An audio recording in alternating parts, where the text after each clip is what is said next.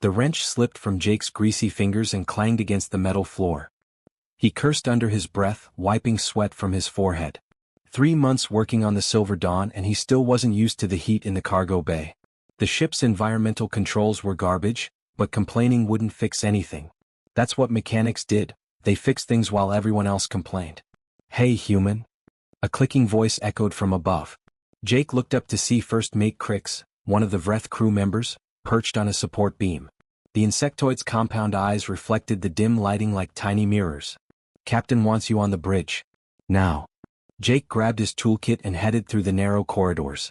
The Silver Dawn wasn't much to look at, a beat-up cargo freighter that hauled supplies between Outer Rim stations. But it was work, and work meant credits. Back on Earth, Jake had been just another grease monkey fixing shuttles at a spaceport. Out here, he was the only human mechanic willing to work with alien crews that most people avoided. The bridge doors hissed open. Captain Thorne stood at the command console, his chitinous body perfectly still except for his mandibles, which clicked rhythmically. Jake had learned that meant the captain was thinking. Or plotting. With Vreth it was hard to tell the difference. "Mitchell," the captain said through his translator device. The mechanical voice had no emotion, but Jake had worked with Thorne long enough to sense the coldness behind it. "We've encountered something interesting." On the main view screen, a massive ship floated in the darkness of space. It dwarfed the Silver Dawn like a lion next to a house cat. The hull was black as midnight, covered in strange angular designs that seemed to absorb light rather than reflect it. Jake had seen pictures in history databases, but seeing one in person made his stomach drop. "That's a Krell battlecruiser," Jake whispered. "Very observant," Thorne replied. "The Dawnbreaker according to its transponder. Abandoned for at least 30 standard years. The Krell Empire felt a plague, as you know. Their ships became tombs." Jake nodded slowly. Everyone knew about the Krell. They'd been one of the galaxy's major military powers until a biological weapon, nobody knew from where, wiped out their entire species in less than a year. Their technology was still considered top tier, which made their derelict ships valuable. It also made them incredibly dangerous. "The engine core on that ship is worth more than we'd make in 5 years of cargo runs," Thorne continued. His mandibles clicked faster now. "Definitely plotting. You're going to board it and salvage the power regulators? We need them." "Wait, you want me to go alone?" Jake felt his pulse quicken. "Captain, Krell ships had security systems. Defense creatures. The Void Wolves. Stories?" Thorne waved a clawed appendage dismissively. "Exaggerations to keep scavengers away. The Krell have been dead for decades. Whatever they left behind is long dead too." Jake wasn't so sure, but arguing with the captain was pointless. He'd learned that the hard way during his first week aboard. Thorne always got what he wanted, and crew members who pushed back too hard found themselves unemployed at the next station. 20 minutes later, Jake floated through the void in an EVA suit, carrying his toolkit and a portable scanner. The Silver Dawn's shuttle had brought him to the battlecruiser's main docking port. The airlock was massive, big enough to fit 3 shuttles side by side. Everything about Krell design was oversized and intimidating. "Airlock is functional," he reported over the radio. "Atmosphere reads stable inside. I'm heading in." "Acknowledged," came Thorne's reply. The inner door groaned as it opened, revealing a corridor that stretched into darkness. Jake activated his helmet light and stepped inside. The beam cut through the gloom, illuminating walls covered in a thin layer of dust. His boots made soft thuds on the metal floor, each step echoing in the vast emptiness. The ship felt dead. Not just abandoned, dead. Like a body that had been left to rot. Emergency lighting flickered weakly in some sections, casting strange shadows that made Jake's nerves jump. He'd worked on plenty of derelict ships before, but something about this one felt wrong. "Captain, I'm inside," Jake said. "Heading toward the engine room now. Should take me about." The radio crackled with static. "Captain?" Jake tapped his helmet comm. "Thorne, do you copy?" "Nothing. Just static." Then he heard it. A deep, mechanical clunk that reverberated through the hull.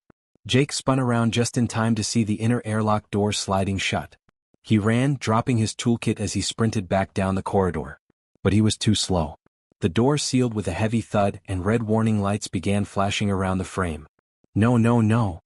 Jake hammered on the door, but it was solid Krell alloy, 3 feet thick and designed to withstand weapons fire. His radio crackled back to life. "Goodbye, Mitchell." It was Thorne's voice, but the usual mechanical neutrality was gone. Now it dripped with something that sounded almost like satisfaction. What? Jake's mind raced. Captain, the airlock's sealed. I'm trapped in here. You need to override it from your end. No, I don't think I will. Thorne's mandibles clicked in the background of the transmission. Your species is a contamination, human. Earth should never have been granted membership in the Galactic Collective. You're weak, emotional, and you spread like a plague wherever you go. Jake's blood turned to ice. You planned this. Of course. The Collective's regulations prevent me from simply spacing you. But abandoning you on a dead ship where you'll succumb to life support failure or the wildlife. That's just an unfortunate accident. The Void Wolves will ensure you don't suffer long. Void Wolves? Jake pressed his helmet against the door, trying to see through the small viewport. Through it, he watched the Silver Dawn's shuttle detach from the docking port. You said they were a myth. I lied. There was definitely satisfaction in that mechanical voice now. The Krell bred them as ship guardians. Apex predators designed to kill anything that boards without proper authorization codes. They can survive for years in hibernation, waking when they sense movement. You should encounter them in approximately 3 minutes. Thorne, don't do this. Jake shouted, but the radio went dead. Through the viewport, he watched the Silver Dawn's engines flare bright blue. The ship was jumping to faster-than-light travel. In seconds, it stretched into a line of light and vanished. Jake was alone.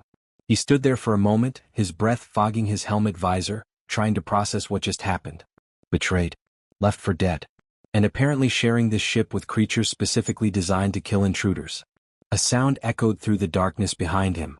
Not mechanical this time. Something organic. A low, rumbling growl that made every primitive instinct in Jake's brain scream at him to run. He turned slowly, his helmet light sweeping across the corridor. 6 pairs of eyes stared back at him from the darkness. They glowed with a soft blue bioluminescence, positioned about 4 feet off the ground. As Jake's light hit them fully, massive shapes emerged from the shadows. The Void Wolves were even more terrifying than the legends suggested. Each one was easily the size of a motorcycle, with bodies that looked like someone had taken a wolf, a lizard, and a nightmare and fused them together. Reptilian scales covered their muscular frames, but they moved with the fluid grace of hunting cats. Crystalline spines ran down their backs and tails, glowing faintly with the same blue light as their eyes. Their heads were angular and predatory, with rows of teeth visible even with their mouths closed. The largest one, clearly the pack's alpha, stepped forward. Its claws scraped against the metal floor with each step, leaving small scratches in the supposedly indestructible Krell alloy. Jake's hand instinctively went to his hip, but he had no weapon. Company regulations didn't allow mechanics to carry firearms. He had a multi-tool, a portable scanner, and his wits. Against 6 apex predators, that amounted to absolutely nothing. The alpha lowered its head and Jake could see its nostrils flaring. It was scenting him. Analyzing him. Deciding if he was food or threat. Jake had about 5 seconds to make a choice. Run and guarantee they'd chase him down like prey. Fight and die quickly. Or do something completely insane. He took a deep breath and sat down cross-legged on the floor. The wolves stopped moving. 6 sets of glowing eyes stared at him, and Jake could practically see the confusion in their postures. Prey didn't sit down. Prey ran. Easy, Jake said quietly, his voice shaking despite his best efforts to sound calm. I know you're hungry. I know I'm probably the first living thing you've seen in years. But I'm not your enemy. The alpha tilted its massive head, studying him with unnerving intelligence. Jake's heart hammered in his chest. This was the stupidest thing he'd ever done. But running was certain death, and at least this way he'd die trying something different. He just hoped dying wouldn't hurt too much. The alpha wolf took another step forward, its massive claws clicking against the metal floor. Jake forced himself to stay still, even though every cell in his body screamed at him to run. Sweat dripped down his face inside the helmet, and his hands trembled as he slowly reached for the access panel on the wall beside him. I'm going to turn on the lights, Jake said, keeping his voice soft and steady. You've been sitting in the dark for years, haven't you? That can't be fun. The wolf's glowing eyes tracked his movement. Behind it, the other 5 wolves spread out in a semicircle, cutting off any escape route. Not that Jake had anywhere to go anyway. The airlock was sealed, and he didn't know the ship's layout well enough to run blindly through the corridors. His fingers found the maintenance panel and popped it open. Inside was a mess of corroded wiring and burnt-out circuits. The Krell had built things to last, but decades of neglect had taken their toll. Jake pulled out his multi-tool and started working, his hands moving on autopilot while his mind raced. See, the thing about emergency power systems, Jake continued talking, more to calm his own nerves than anything else, is that they're designed with redundancies. Even if the main lines are dead, there's usually a backup somewhere. You just have to know where to look.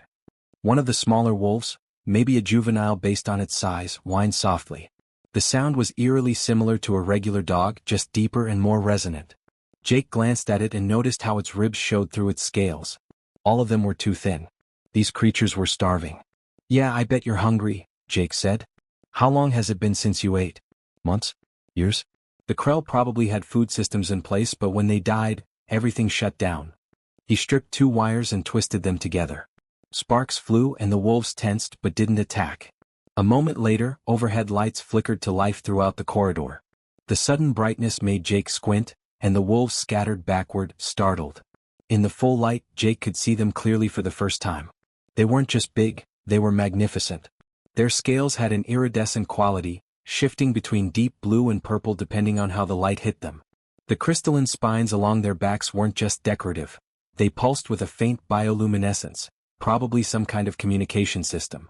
Each wolf was unique, with different patterns of scarring and coloring. The alpha recovered first, shaking its massive head before focusing back on Jake. It was clearly the leader, older and more scarred than the others. A long white mark ran down its left side, probably from some ancient battle. This wolf had survived a long time. Jake's stomach growled loudly in the silence. The sound made the juvenile wolf's ears perk up. Yes, they had ears, small and positioned high on their skulls. Jake realized he was still wearing his helmet and slowly reached up to remove it. The air inside the ship was stale and cold, but breathable. Okay, here's the situation, Jake said, looking directly at the alpha. Your crew is dead. My crew abandoned me. We're both stuck on this ship with no way off. We can either kill each other or we can try to survive together. The alpha's eyes narrowed and Jake wondered how much it actually understood. The Krell had been advanced. Maybe they'd engineered intelligence into these creatures.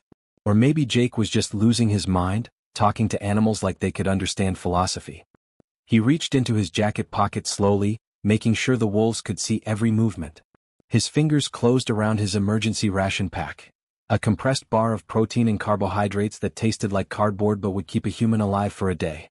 It was the only food he had. I'm going to do something really stupid now, Jake said.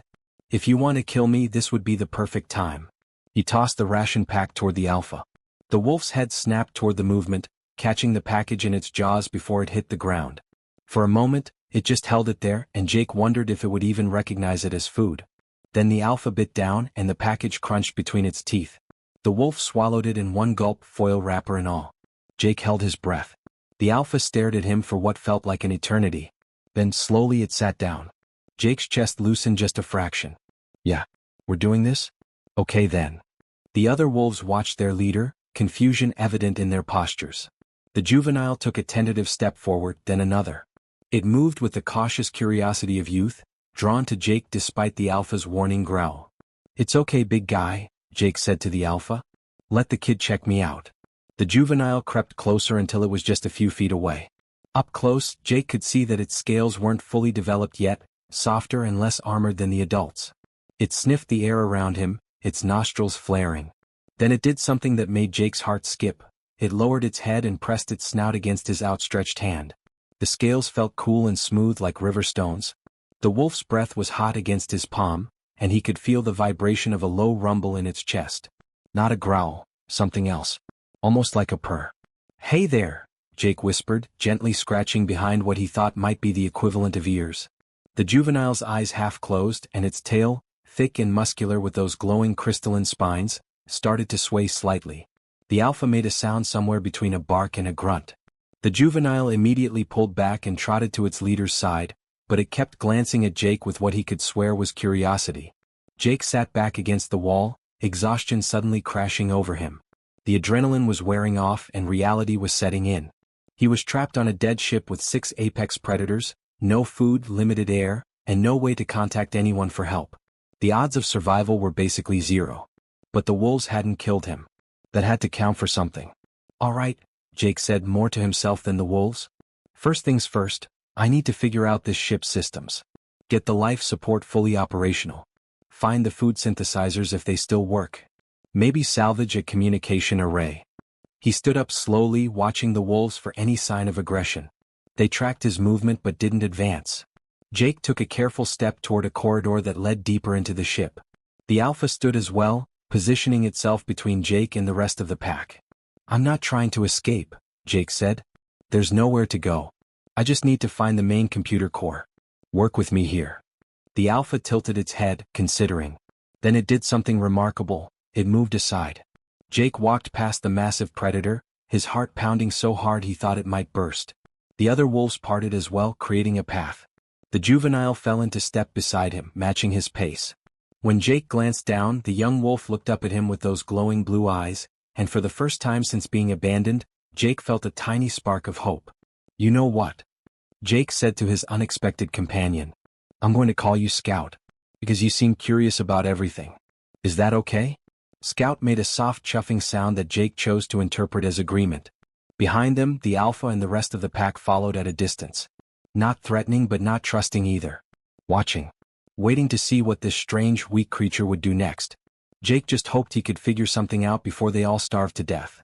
Or before the wolves decided he'd make a decent meal after all. 3 weeks had passed since Jake was abandoned on the Dawnbreaker, and somehow he was still alive. More than that, he was actually starting to make progress. The ship's computer core had taken him 4 days to locate and another 3 to get partially operational. The Krell language was nothing like anything humans used, all clicking consonants and tonal variations that made his throat hurt when he tried to pronounce them. But the translation software still worked, and Jake had always been good at figuring out systems, even alien ones. The food synthesizer had been his first major victory. The thing was massive, designed to produce meals for a crew of 200 Krell warriors. Getting it running had required bypassing 17 burnt-out circuits, replacing a fusion cell with a jury-rigged power coupling from a backup generator, and literally kicking it twice when it refused to start. When that first blob of gray protein paste oozed out of the dispenser, Jake had actually cheered. It looked disgusting and smelled worse, but the computer assured him it was nutritionally complete. He'd scooped some into a spare container and brought it to the cargo bay where the wolves had made their den. Scout had been the first to try it, naturally. The young wolf had become Jake's shadow over those first few days, following him everywhere and watching with fascination as he worked. The other wolves had been more cautious, but they'd started to accept his presence. They didn't see him as prey anymore. More like a strange, hairless pack member who made weird noises and had useful thumbs. Jake had named all of them by the end of the first week. The Alpha became Duke because the wolf carried itself with such regal authority. There was Tank, a massive brute with scars across his snout who could probably bite through a steel door. Ash was sleek and gray, always moving like smoke through the corridors. Luna had silver markings on her face that caught the light like moonlight. And Rex, the pack's beta, served as Duke's second-in-command with fierce loyalty. "Breakfast time," Jake called out, setting down 6 containers of the protein paste. The wolves had learned his routines quickly. Duke approached first, sniffed the food, then began eating. The others waited for his approval before diving in. Jake watched them eat and felt a strange warmth in his chest. A month ago, these creatures would have torn him apart without hesitation. Now they trusted him enough to eat food he provided. It was progress. After they finished, Jake headed toward the environmental control station. The ship's life support was functioning, but barely. Temperature regulation was spotty at best, and some sections of the ship were still airless. Today he was tackling the heating system in the wolves' den, the cargo bay where they slept. Scout trotted alongside him as always, occasionally bumping against his leg like a dog wanting attention. Jake had started scratching behind the wolf's crystalline spines, and Scout seemed to love it. The other wolves had noticed and started seeking out similar attention, though they were less obvious about it than the juvenile. "You know what's funny?" Jake said to Scout as they walked. "I've been working with machines my whole life. Engines, computers, life support systems. All logical. Predictable. You put the right part in the right place and it works. But you guys? You're nothing like machines." Scout tilted his head, those glowing blue eyes fixed on Jake's face. Sometimes Jake swore the wolf understood more than an animal should. The cargo bay was huge, with a ceiling that stretched 30 feet overhead. The wolves had claimed the far corner where some old supply crates provided shelter. Jake had cleared away debris and made the space more comfortable, but it was still too cold at night. He could hear the wolves moving around restlessly when the temperature dropped. He opened an access panel near the floor and started working. The thermal regulator had a cracked housing that leaked coolant, An easy fix if he could find replacement parts. Behind him he heard movement. Tank had entered the bay carrying something in his jaws. Jake turned and blinked in surprise. Tank dropped a metal component at his feet, a perfectly intact thermal coupling from somewhere else in the ship. Did you bring me a part? Jake picked it up, examining it. It was exactly what he needed. How did you know? Tank sat down, looking pleased with himself. His tail swayed slightly, those crystalline spines glowing a bit brighter. Jake laughed, shaking his head. You've been watching me work. You actually understand what I'm doing. He reached out and patted Tank's massive head. Good boy. Thank you. Over the next few hours, Jake repaired the heating system. Scout stayed beside him, occasionally handing him tools when Jake pointed at them. The wolf had figured out the difference between a wrench and a screwdriver, which was more than some human assistants Jake had worked with.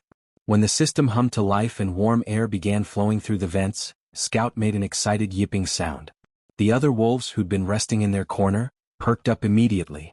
Within minutes, the temperature had risen from barely above freezing to a comfortable warmth. Luna walked over and did something that made Jake's throat tighten. She lay down next to him, her massive body radiating heat, and rested her head on his lap. It was an act of complete trust. In the wild, predators didn't expose themselves like this unless they felt safe. Jake gently stroked her scaled head, feeling the warmth beneath the cool exterior. I'm going to get us out of here, he promised quietly. All of us. I don't know how yet, but I will. The days fell into a rhythm after that. Jake would wake up with Scout curled nearby. The young wolf had started sleeping in the small room Jake had claimed as quarters. They checked the ship's systems together, with Scout learning to recognize warning lights and alert Jake to problems. The wolf's enhanced senses proved invaluable. Scout could hear microfractures in hull plates that Jake's instruments missed, could smell coolant leaks before they became dangerous, and could navigate the dark sections of the ship without any light. The other wolves had their roles too. Tank's incredible strength helped Jake move heavy components that would have required power lifters. Ash, with her stealth and speed, could retrieve items from sections of the ship where the floors were unstable. She could leap across gaps that Jake couldn't cross. Rex had a talent for finding things, returning from solo explorations with useful salvage. Luna seemed to have appointed herself Jake's guardian, staying close whenever he worked in dangerous areas. And Duke watched over all of them, the pack's anchor and protector. Jake started teaching them commands. Simple things at first: sit, stay, come. The Krell language had specific words for pack coordination, and the computer's database included training protocols. The wolves picked things up frighteningly fast. Within a week they responded to a dozen different commands. Within 2 weeks they understood complex instructions. One afternoon, Jake was working on restoring power to the ship's medical bay. The access panel was 20 feet up the wall, and his ladder had broken the day before. He stood there, frustrated, trying to figure out how to reach it. Scout, I need to get up there, he said, pointing at the panel. Scout looked at the wall, then at Jake, then back at the wall. The wolf made a low rumbling sound. Moments later, Tank and Rex appeared. Without any visible communication, Tank positioned himself against the wall while Rex climbed onto his back. Scout jumped up onto Rex's back, creating a living staircase. Jake stared in amazement. You're kidding me? Duke, watching from nearby, made a sound that Jake could have sworn was impatient. As if to say, well, use it. Jake carefully climbed up the wolves, distributing his weight as evenly as possible. They held perfectly still, supporting him without complaint. When he finished the repair and climbed down, he couldn't help but hug Scout's neck. You guys are incredible. You know that. That night, Jake sat in the cargo bay with all 6 wolves around him. He'd managed to get the entertainment system partially working and was playing music from Earth through the speakers. Old rock songs his dad used to listen to. The wolves seemed to enjoy it, their crystalline spines pulsing in rhythm with the beat. Scout's head rested in Jake's lap while Tank dozed nearby. Luna and Ash lay curled together, and Rex kept watch near the entrance. Duke sat beside Jake, close enough that their shoulders touched. I was supposed to die here, Jake said quietly, stroking Scout's head. Thorn left me here to die. But instead I found you guys. And somehow we're making this work. Duke turned his massive head to look at Jake with those intelligent, glowing eyes. The alpha wolf studied him for a long moment, then did something unexpected. He leaned in and pressed his forehead against Jake's shoulder, a gesture that Jake had seen the wolves use with each other to show affection and trust. Jake felt tears prick his eyes. Yeah, he whispered. We're pack now, aren't we? As if in answer, all 6 wolves moved closer, surrounding Jake with their warmth and presence. Not as guardians keeping watch over prey. Not as trained animals following commands. As family. Jake was running diagnostics on the ship's sensor array when the proximity alarm started blaring. He'd only gotten it working 2 days ago, and the sudden noise made him jump so hard he nearly fell off his chair. Scout, who'd been napping under the console, leaped to his feet with a startled yelp. What the hell? Jake pulled up the display, his heart already sinking before he saw the readout. A ship had just dropped out of faster-than-light travel about 50,000 kilometers away. The computer identified it immediately, Silver Dawn. Jake's blood ran cold. No. No. He pulled up the long-range scanners and zoomed in. Sure enough, there was Thorne's beat-up freighter, closing in on the Dawnbreaker's position. They were coming back. Scout whined and pressed against Jake's leg, sensing his distress. Jake's hand automatically went to the wolf's head, scratching behind his spines while his mind raced. Why would they come back? He was supposed to be dead. Unless... Jake pulled up a manifest of the Dawnbreaker's cargo holds. His stomach dropped. Krell military technology. Weapons. Power cores. Some of this stuff was worth a fortune on the black market. Thorne wasn't checking on Jake, he was here to loot the ship. They think I'm dead, Jake muttered. They think the wolves killed me and they can just waltz in and take whatever they want. He opened a comm channel and listened. Thorne's voice crackled through, speaking to his crew. The humans should be long gone by now. We'll dock, split into teams, and strip this ship of anything valuable. Watch for wolf corpses. Their crystalline spines alone will make this trip worthwhile. If by some miracle Mitchell is still alive, kill him. We can't have witnesses. Jake's hands clenched into fists. They'd left him here to die, and now they wanted to profit from his grave. Worse, they planned to harvest his wolves like they were nothing more than resources. Scout's growl rumbled through the command center. The other wolves had arrived, drawn by Jake's distress. Duke stood at the doorway, his massive frame filling the entrance.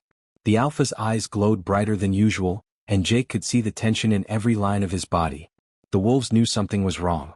Jake stood up, his fear transforming into something else. Something harder. They want to come onto our ship? Fine. Let them come. He pulled up the ship's internal defense systems, something he'd discovered while restoring the computer core. The Krell had designed their battlecruisers with coordinated defense protocols. Pack leaders could direct their wolves through the ship using sensors, cameras, and communication arrays. It was a sophisticated system that turned the wolves from simple guardians into a coordinated strike force.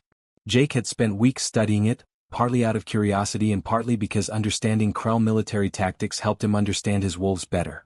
He'd never thought he'd actually use it. Duke, come here. Jake gestured to the Alpha. Duke approached, and Jake placed his hand on the wolf's head, looking into those intelligent eyes. They're coming. The ones who left me here. They want to hurt us. All of us. I need your help. Duke's lips pulled back, showing rows of sharp teeth. The other wolves moved closer, forming a circle around Jake. They understood. Maybe they didn't know the specifics, but they knew their pack was threatened. Jake pulled up a holographic map of the ship. I'm not going to let them kill you. We're going to teach them what happens when you mess with our pack. Over the next 20 minutes, Jake watched on the sensors as the Silver Dawn docked. He counted 8 Vreth crew members boarding, all armed with plasma cutters and energy weapons. They split into 2 teams, moving through the corridors with the confidence of people who thought they were salvaging a dead ship. They had no idea what was waiting for them. Okay, Jake said, his hands moving over the controls. Scout, you're with me. Duke, take Tank and Ash. Rex, you've got Luna. We're not trying to kill them, just scare them and drive them into Cargo Bay 3. Can you do that? Duke made a low rumbling sound that Jake had learned meant agreement. The Alpha turned and made a series of vocalizations to the other wolves. They responded immediately, splitting into 2 groups just like the intruders had. Jake activated the internal communication system he'd rigged up. Remember, these are not prey. They're pack enemies. We're smarter than them. Faster. And we know the ship better than they do. The wolves melted into the shadows, moving through vents and access corridors that Jake had mapped out over the past weeks. Through the ship's camera feeds, Jake watched them take their positions. His heart pounded, but his hands were steady on the controls. The first Vreth team entered a corridor near the engine room. They were talking casually, laughing about how easy this was going to be. Jake waited until they were exactly where he wanted them. Now, he whispered. The lights in that section cut out. In the darkness, Jake heard the Vretha's confused clicking. Then Ash appeared behind them, her scales barely visible in the gloom. She made a sound, not quite a roar but something that echoed off the metal walls like a nightmare-given voice. The Vreth panicked. They ran forward right into the path Jake had planned. Tank emerged from a side corridor, blocking their escape route. The massive wolf didn't attack, he just stood there, all 1,000 pounds of muscle and teeth, cutting off their retreat. "This is impossible," one of them screamed. Mitchell said the wolves were tame. Through the cameras, Jake watched them scramble down the corridor, exactly where he wanted them. Duke appeared at the next intersection, herding them like sheep. The Vreth fired their weapons wildly but the wolves were too fast, too smart. They stayed in the shadows, appearing and disappearing, never giving the intruders a clear shot. The second team wasn't faring any better. Rex and Luna worked together like they'd been doing this for years. Luna would appear in front of them, forcing them back. When they retreated, Rex would be there, driving them forward. Scout stayed with Jake, watching the monitors and whining whenever things got too intense. "It's okay, buddy," Jake said, one hand on Scout's head while the other worked the controls. "They're not going to hurt our family." One Vreth tried to take a different route, breaking away from his group. Jake rerouted Ash, who intercepted him with terrifying precision. The Vreth found himself face to face with a void wolf in a dead-end corridor. Ash didn't attack, she just advanced slowly, growling, backing him up until he turned and ran back to his group. 20 minutes later, both teams of Vreth were herded into Cargo Bay 3, exactly as Jake had planned. They huddled in the center of the bay, weapons raised, spinning in circles as shadows moved around them. The wolves circled the entrance, preventing any escape. Jake activated the force field, sealing the cargo bay. The Vreth were trapped. He pulled up a holographic projector in the bay and activated it. His face appeared above the terrified crew members, 10 feet tall and clearly very much alive. "Surprise," Jake said, his voice echoing through the cargo bay. "Miss me?" The Vreth stared in shock. One of them, First Mate Crix, made a choking sound. "Mitchell? You're alive? How?" "Turns out the Void Wolves aren't mindless killers," Jake replied. "They just needed someone who treated them like living beings instead of weapons. Someone who fed them, cared for them, respected them." Captain Thorne pushed forward, his mandibles clicking furiously. "This is impossible. You're just a mechanic. A weak human." "Yeah, I'm a mechanic," Jake agreed. "Which means I know how to fix things. Including relationships you tried to break." He gestured, and Duke patted into view of the hologram, sitting beside Jake's chair like a loyal guardian. "You left me here to die. But instead I found a family." Through the hologram, Jake could see the fear in the Vreth crew's eyes as they looked at Duke. The Alpha Wolf stared back at them with cold intelligence. "Here's what's going to happen," Jake continued. "I'm going to keep you in that cargo bay while we fly to the nearest collective station. There's food and water in there, you won't die.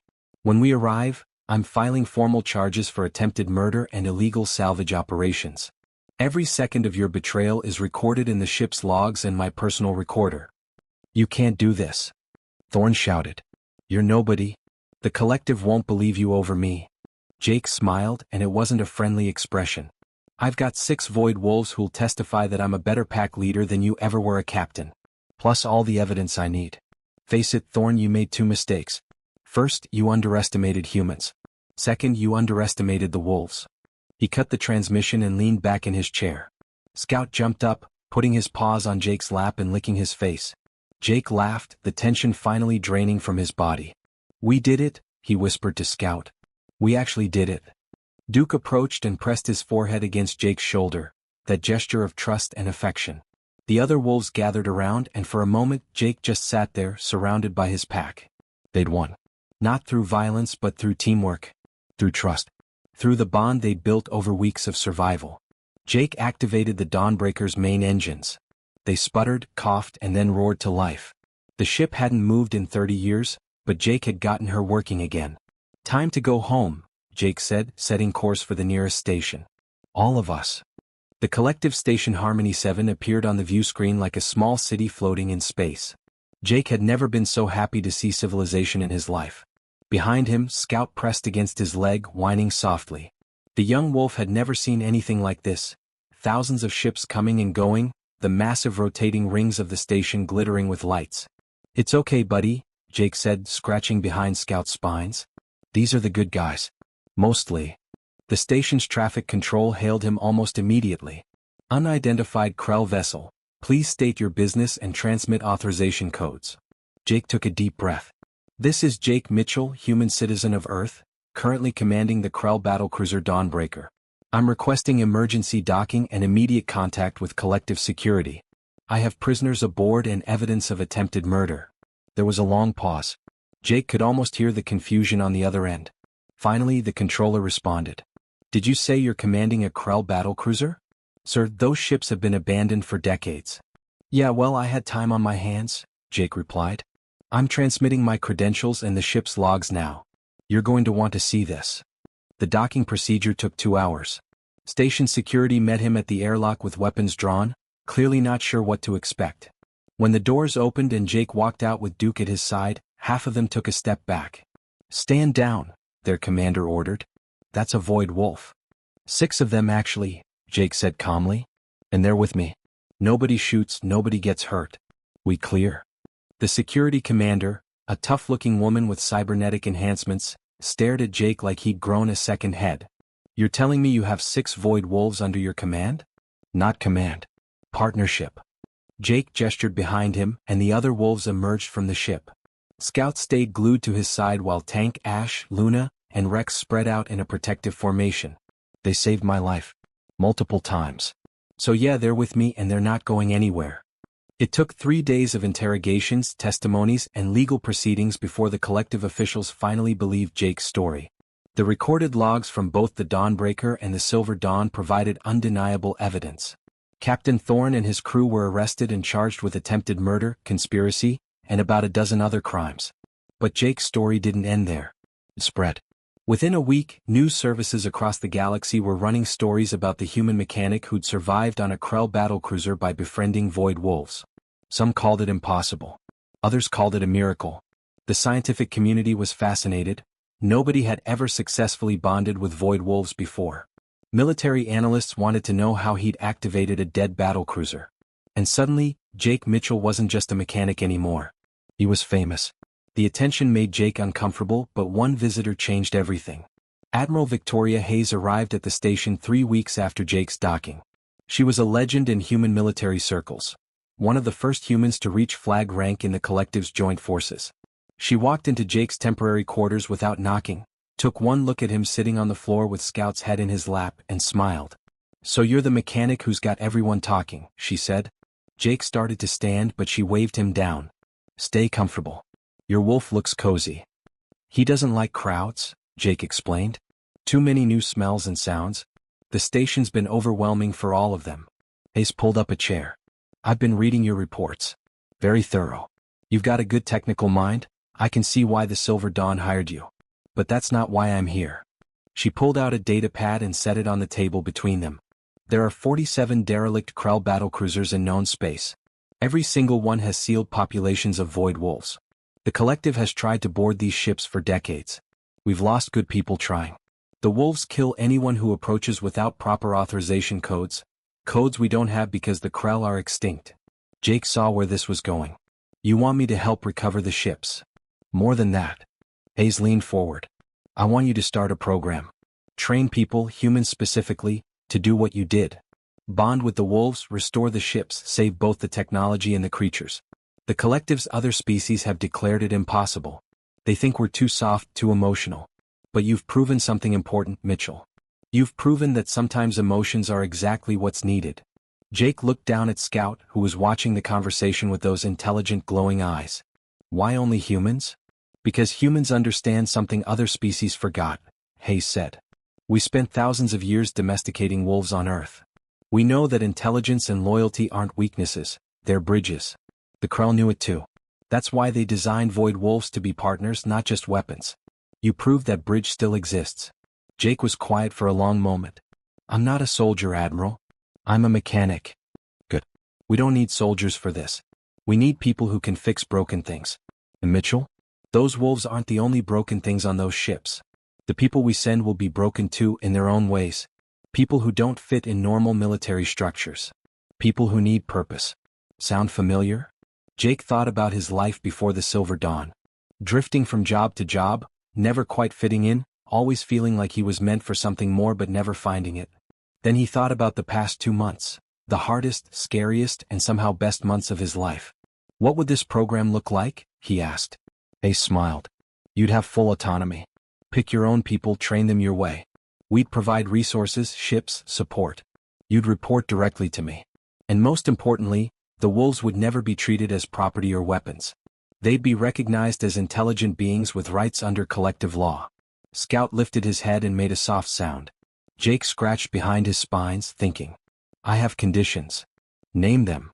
First, my wolves stay with me. All 6 of them. They're not going to some research facility or military program. They're family. Agreed. Second, any human I train has to volunteer. Nobody gets forced into this. Working with void wolves isn't for everyone, and I won't risk the wolves or the people by using anyone who isn't completely committed. Agreed. Third, we take our time. No rushing the bonds. The wolves have been through enough trauma already. We do this right or we don't do it at all. Hayes stood and extended her hand. You've got yourself a deal, Commander Mitchell. I'm not a... Jake stopped. Commander? You'll need rank to have authority in this program. Consider it a field commission. Congratulations. 6 months later, Jake stood in a hangar bay watching a young woman named Beth nervously approach a pack of void wolves on their 3rd recovered ship. She was a former shuttle pilot who'd lost her crew in an accident and hadn't been able to fly since. Jake had spent weeks working with her, teaching her everything he'd learned about patience, respect, and trust. Remember, Jake called out. Don't run. Don't show fear. Show them respect. Beth nodded and sat down, pulling out her toolkit just like Jake had taught her. The wolves circled her, curious. The youngest one crept forward, sniffing her outstretched hand. Jake watched from the Dawnbreaker's observation deck, Duke beside him as always. Scout had gone with Beth. The young wolf had become surprisingly good at helping new humans bond with other packs. Tank, Ash, Luna, and Rex were on the bridge, each having claimed their favorite spots on Jake's ship. She's going to do fine, Jake said to Duke. She's got the right spirit. Duke made a rumbling sound of agreement. Over the past 6 months, Jake had recruited 12 humans for what was now officially called the Wolf Recovery Program. Each one was different. Mechanics, engineers, former military, civilians looking for purpose. But they all shared something. They were willing to see void wolves not as monsters, but as beings worthy of respect and partnership. 3 ships had been successfully recovered. 24 wolves had been saved from slow starvation and given new lives. And Jake had proven that his success with Duke's pack wasn't a fluke, it was repeatable. Admiral Hayes visited regularly, and each time she brought news of more recruits wanting to join. The program was growing faster than anyone expected. You started something important, she told Jake during her last visit. You're changing how the galaxy sees humanity, and how humanity sees itself. Jake thought about Thorne's words that day on the Dawnbreaker. Your species is a contamination. The Vreth captain had been wrong. Humanity wasn't a contamination. They were healers. Bridge builders. People who looked at broken things, whether machines or relationships, and saw potential instead of problems. That evening, Jake sat in the cargo bay that had become his wolves' favorite gathering spot. Scout was teaching a group of trainee wolves basic commands, showing them that humans weren't threats. Tank was letting Beth's new pack sniff him, helping them understand that different packs could coexist. Luna and Ash were actually playing, with some of the younger wolves from the recovered ships. Duke lay beside Jake, his graying muzzle resting on Jake's lap. The alpha was getting older, moving slower, but his eyes still held that fierce intelligence. We did good, didn't we? Jake said quietly. Duke's response was to press his forehead against Jake's chest, the gesture that meant family, trust, belonging. Jake had been abandoned on a dead ship and left to die. Instead, he'd found purpose. He'd found family. He'd found a way to prove that the strongest bonds aren't forged through dominance or fear, but through respect, patience, and genuine care. The galaxy was learning what Jake had discovered in the darkness of the Dawnbreaker, that sometimes the most unlikely friendships become the strongest families. And that was worth more than any treasure in the universe.